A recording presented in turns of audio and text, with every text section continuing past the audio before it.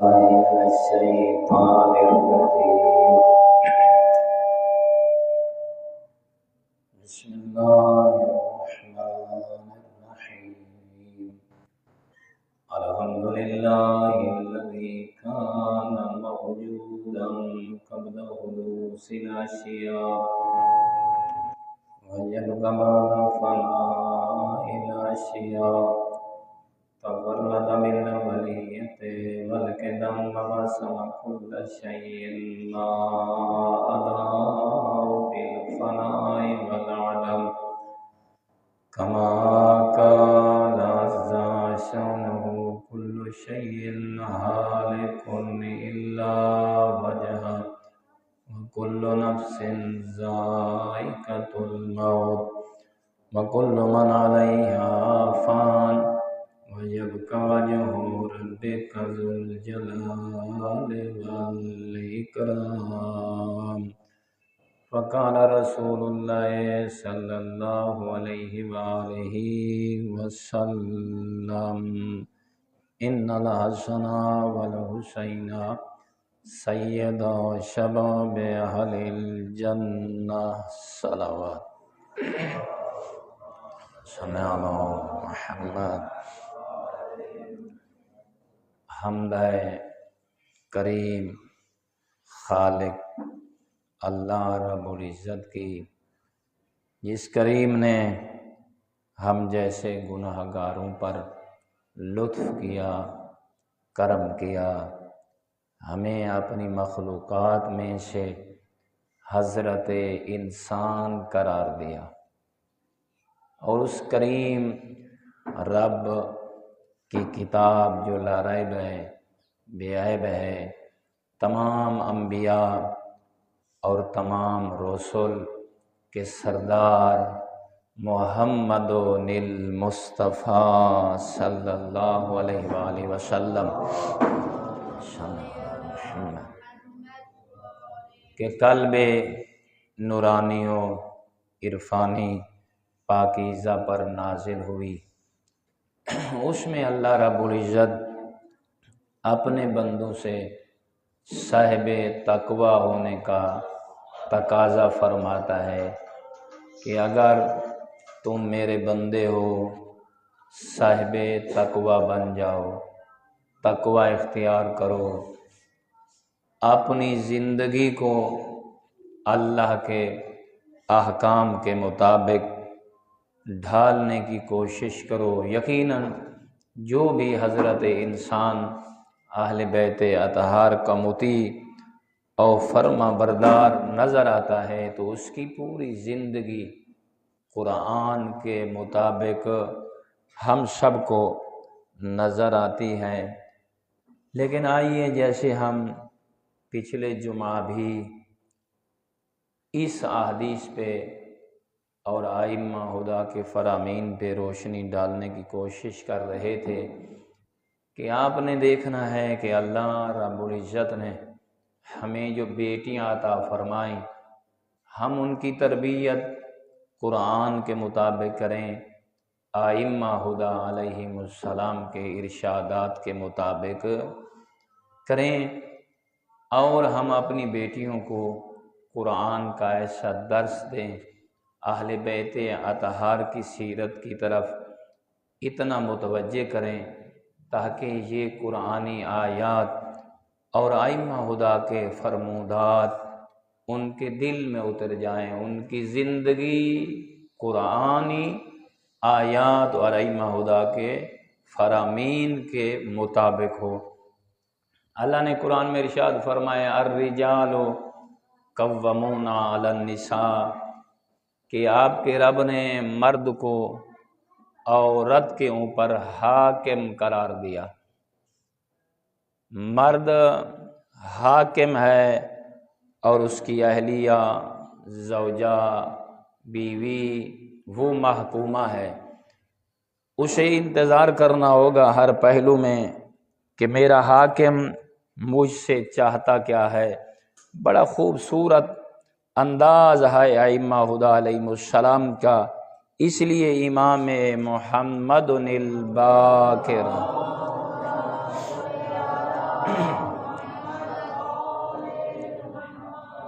فرماتے ہیں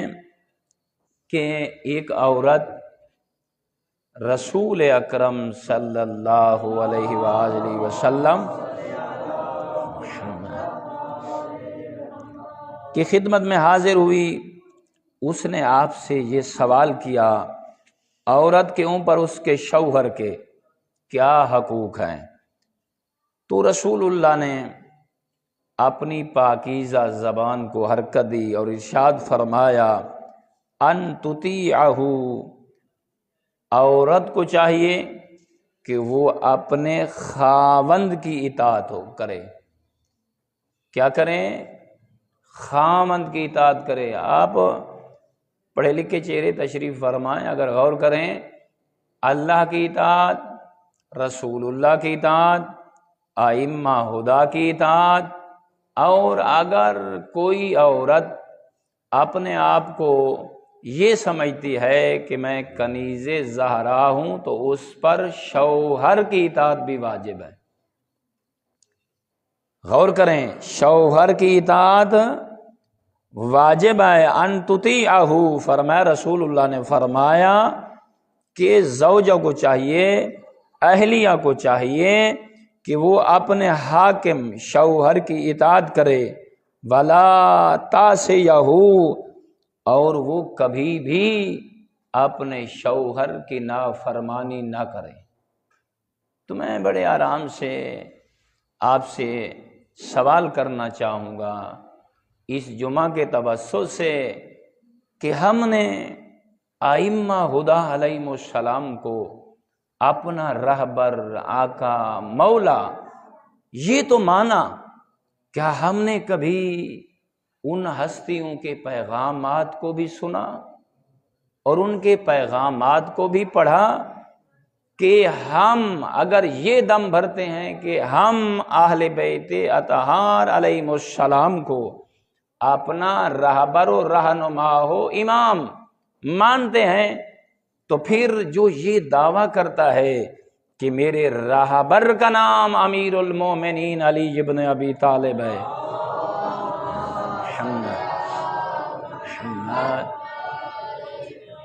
اور جو اس حدیث پہ یقین رکھتا ہے کہ رسول اللہ نے بار بار ارشاد فرمایا ان الحسن والحسین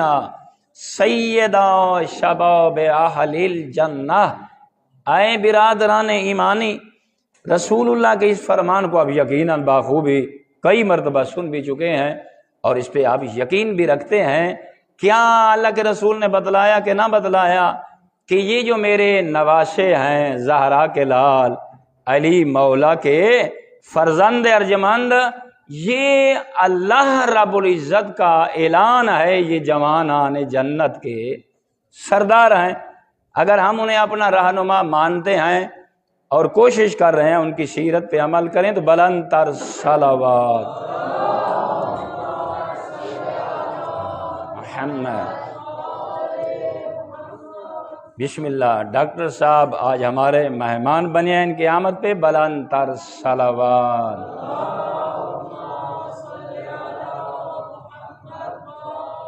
پھر بھی آپ سب مومنین سے التماس ہے، ڈاکٹر قبلہ مظہر صاحب جمعہ میں تشریف لائے، بیمار رہتے، ان کی صحت کے لیے جناب سیدہ پہ بلند تر صلوات.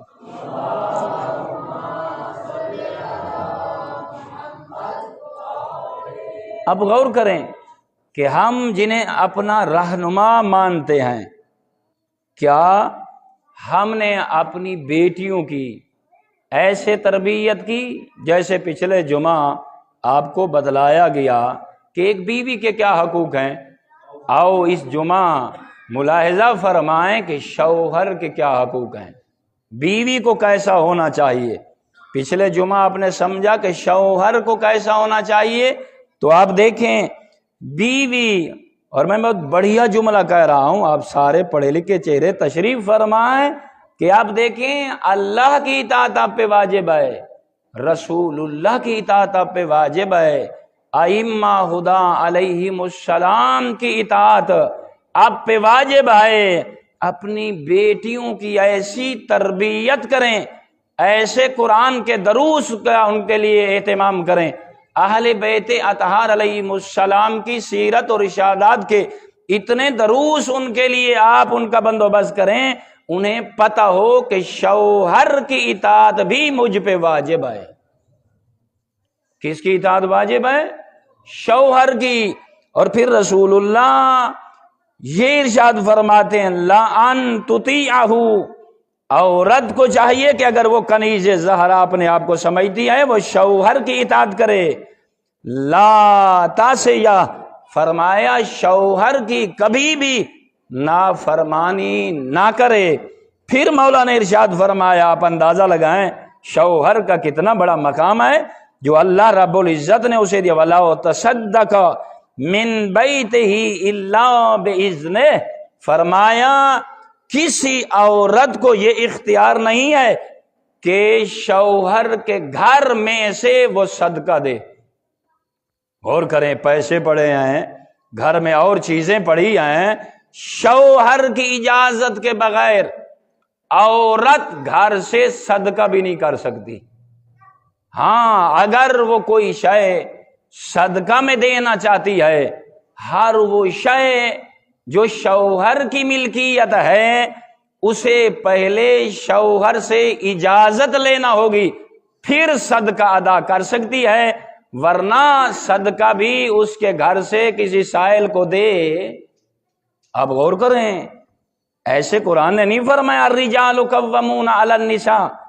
کہ مرد جو ہیں وہ حاکم ہیں مستورات پہ، ہیں عورتوں پہ، شوہر کی اتنی۔ پھر فرمایا ولا تصوم تطوعا الا باذنہ، اگر کوئی عورت ہیں شوہردار ہے روزہ رکھنا چاہتی ہے، واجب نہیں، اس کے پوچھنے کی ضرورت نہیں، وہ تو اللہ نے واجب کیا، اللہ کی ماننی ہے۔ اگر کوئی عورت مستحبی روزہ رکھنا چاہتی ہے، وہ اس وقت تک مستحبی روزہ نہیں رکھ سکتی جب تک وہ شوہر سے اجازت نہ لے اور شوہر اسے اجازت نہ دے۔ بلندر صلوات۔ آگے تشریف لے آئیں ڈاکٹر صاحب، آئیں بسم اللہ۔ ڈاکٹر محترم ہمارے استاد المعظم مفتی السید عنایت علی شاہ النقوی مرحوم اللہ ان کے درجات بلند فرمائے، ان کے فرزند تشریف لے آئے، ان کی صحت اور سلامتی کے لیے بلند تر صلوات۔ محمد۔ وقت بہت تھوڑا ہوتا ہے، اس کے دامن میں گنجائش نہیں ہوتی، بہت معروضات آپ کے سامنے، اور جو معاشرے میں ضرورت ہے اس کو بندہ حقیر بیان کرنے کی ہر جمعہ کوشش کرتا ہے۔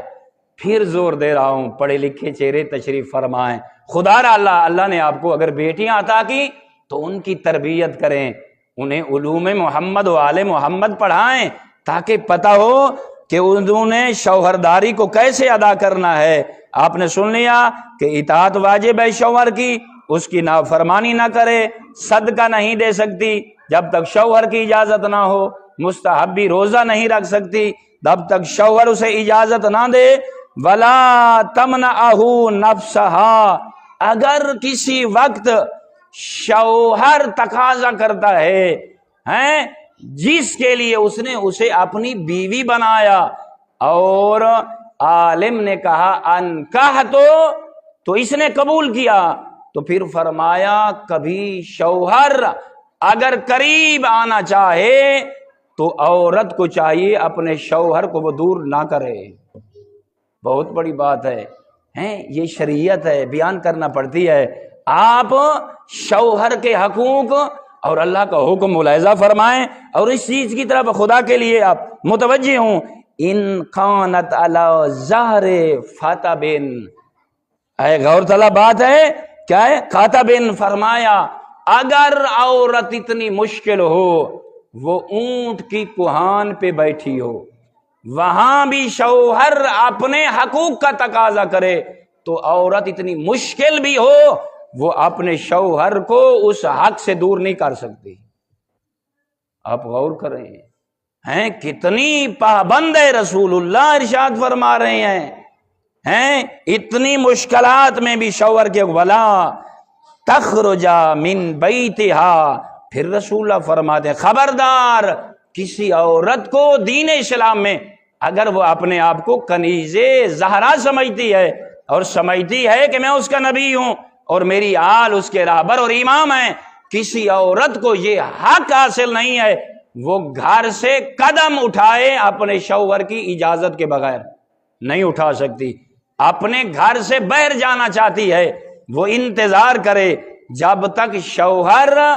عورت کو اجازت نہ دے وہ اپنے گھر سے باہر قدم اٹھا۔ اب غور کریں، دیکھیں اگر عورت ایسے چلی گئی، اور یہ بھی آپ کے ذہن میں ہونا چاہیے بغیر شوہر کی اجازت کے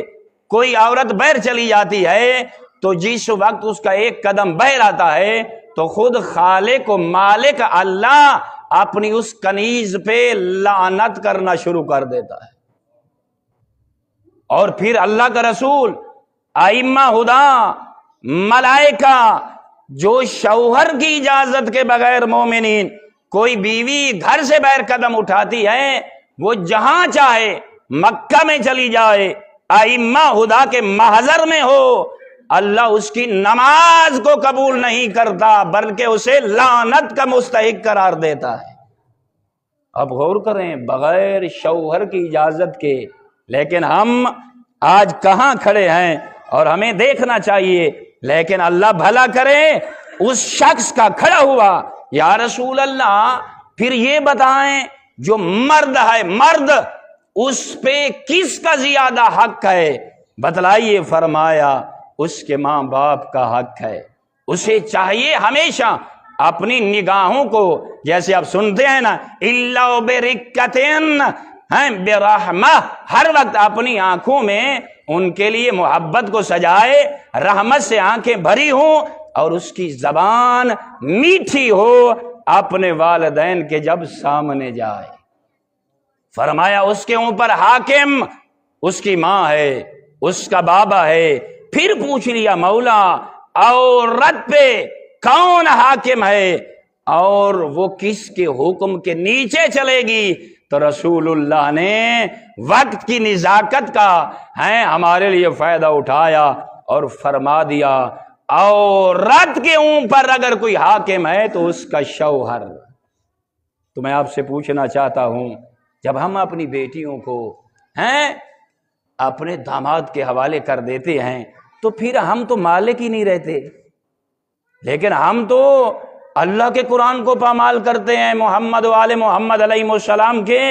فرامین کو رون دیتے ہیں۔ ہم کہتے ہیں کہ وہ شوہر کے گھر میں بھی ہے تو حکم ہمارا چلے گا۔ او میرے بھائی، اگر اپنی آخرت کو آباد کرنا چاہتا ہے، یہ چاہتا ہے کہ معاشر کے دن تیری بیٹی کی سالار معاشر کے دن نبی کی بیٹی زہرا نظر آئے اور شفاعت بھی کرے اور اپنے دامن عصمت میں اسے پناہ بھی دے، تو تمہیں یہ چاہیے ہوگا کہ تو وہ کام کر جو زہرا تم سے تقاضا کرتی ہے، اس کے بابا جو تم سے تقاضا کرتے ہیں، اس کے شوہر نامدار امیر المومنین علی ابن ابی طالب صلوات علیہ محمد۔ تو اللہ رب العزت ہمیں ان چیزوں کی طرف متوجہ رہنے کی توفیق عطا فرمائے۔ بڑی جلدی سے ٹائم جو ہے تیزی سے نکل جاتا ہے۔ پھر آپ کے 5ویں آ کر ارشاد فرمائے ان اللہ عز وجل کتب علی الرجال الجہاد وعلی النساء الجہاد فالجہاد الرجل۔ فرمایا اللہ رب العزت نے مرد پہ بھی جہاد واجب کیا، عورت پر بھی جہاد واجب کیا۔ تو آؤ سنیں، اس جمعے کی سعادت کو سمیٹیں اور پوچھتے ہیں یا رسول اللہ یہ بتلائیے جو 5ویں ہمارے امام ہمیں بتلا رہے ہیں، آپ کی زبان اقدس سے نکلے ہوئے جملے ہم تک پہنچا رہے ہیں، مرد پہ کون سا جہاد واجب ہے؟ تو پھر فرمایا فجہاد الرجل ان تبذل مالہ ودمہ حتی یقتل فی سبیل اللہ عز وجل۔ فرمایا مرد پر یہ جہاد واجب ہے کہ وہ اپنے مال کو اللہ کی راہ میں خرچ کرے، اور اگر وہ یہ دیکھتا ہے کہ اسلام کو میرے خون کی ضرورت ہے تو اپنی جان کو وہ دین پہ قربان کرے، مثلاً مال بھی دین پہ لگائے، اپنی جان کو بھی نچھاور کرے، لڑتے لڑتے اپنے خون کو اسلام کے لیے پیش کر دے۔ اور کتنی خوبصورت بات ہے، اچانک میرے ذہن میں آ گئی، اس لیے تو رسول اکرم صلی اللہ علیہ وآلہ وسلم صلی علی محمد تمام مسلمانوں کو متوجہ فرمایا کرتے تھے، جب محسنین دو یاد آتے پیغمبر فرماتے ما قام ولا استقام الدین الا بسیف علی ومال خدیجہ۔ اور پیغمبر فرماتے مومنین، اے میرے اصحاب، اے میرے کلمہ پڑھنے والے، یاد رکھنا اسلام کے دو محسن ہیں جو ہر وقت مجھے یاد رہتے ہیں۔ اللہ بھی چاہتا ہے کہ میں بار بار ان کا تذکرہ آپ کے سامنے کروں، تو کیا فرماتے، اے یاد رکھنا لوگو، اے میرے کلمہ پڑھنے والے، اگر آپ کو آج دین قائم نظر آتا ہے، معاشرے میں اس کی جڑیں مضبوط نظر آتی ہیں، تو وہ دو اشخاص کی وجہ سے پوچھا گیا یا رسول اللہ وہ اشخاص کون سی ہیں؟ تو مولا نے کیا ارشاد فرمایا، الا بسیف علی، آج جو اسلام آپ کو پھلتا پھولتا نظر آتا ہے یہ حسنین کے بابا امیر المومنین کی تلوار کا کمال ہے۔ کس کا کمال ہے؟ آپ کے مولا کی تلوار کا۔ ومال خدیجہ، فرمایا دوسری موشنا ہے اسلام جس کی وجہ سے آج دین طاقتور ہوا، پیغمبر کا کلمہ ہے، مشرق و مغرب، شمال اور جنوب، ہر طرف آپ کو نظر آتا ہے، وہاں جو مال خدیجہ کا اثر نظر آتا ہے یہ بھی حسنین کی نانی کی مہربانی ہے۔ آپ دیکھیں کتنا اللہ رب العزت نے ہمارے لیے، او بڑی تیزی سے، جہاد المرأۃ ان تصبر علی ما تری من اذی زوجہا، فرمایا پھر عورت کا کیا جہاد ہے؟ فرمایا عورت کا جہاد جو اللہ نے واجب کیا وہ یہ ہے کہ گھر میں رہ کر جو شوہر کی پریشانیاں ہیں نا اس میں اس کی مددگار بن جائے، وہ غریب ہے صبر کرے، بیمار ہے اس کی تیمارداری کرے۔ اگر لوگ اس سے محبت نہیں کرتے، یہ بڑھ چڑھ کر اسے اتنی محبت دے، معاشرے کی اسے ضرورت نہ رہے، اسے چاہیے، وہ اسے کپڑا نہیں دے سکتا، اس پہ رحم کرے، اسے تسلی دے۔ آپ کوشش کریں، کتنا بڑھیا مقام ہے شوہر کا، اگر ایسی بیوی مل جائے جو صحیح معنی کنیز زہرا ہو تو آپ دیکھیں شوہر کے لیے بھی جنت ہے، اور ایسی عظیم جو کنیز زہرا ہے اس کے لیے بھی معراج کا مقام ہے۔ اما بعد، بسم اللہ الرحمن الرحیم، قل هو اللہ احد اللہ الصمد لم یلد ولم یولد ولم یکن له کفوا احد۔